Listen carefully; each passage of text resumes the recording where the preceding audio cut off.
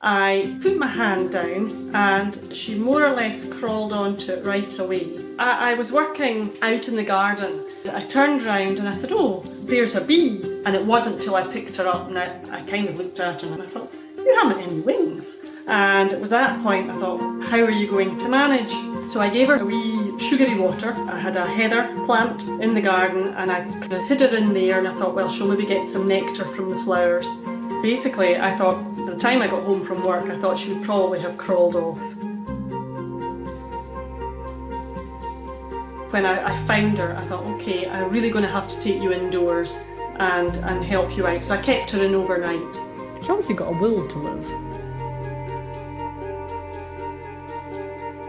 They had said it might be this deformed wing virus. I couldn't let her go because the weather was so awful. I just felt that she was such a wee pet that, you know, she wasn't going to manage just very well on her own at all. And she needs my help. I went and stood in the garden centre and watched what the bees liked. So I got some bits and pieces together, made an indoor retreat for her. It was actually a birdhouse and I filled it with sort of nesting material.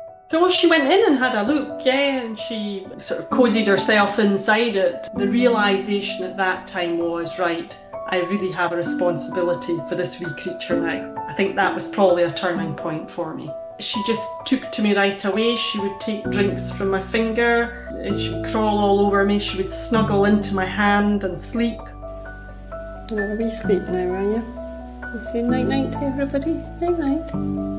Yeah, if I put my hand up and she just went up and then she started just sitting on my nose. I don't think I really thought at that time that we were bonding in any way. I probably was surprised a wee bit at my own feelings for her.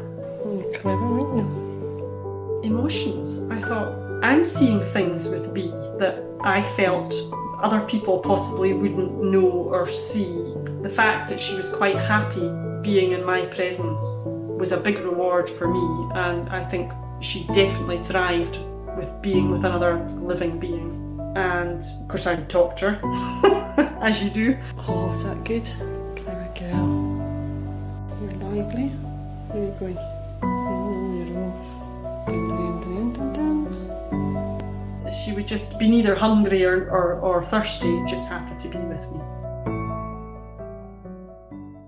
I could tell days before she stopped eating, she would drink, and I thought, this is it. She is really slowing down now.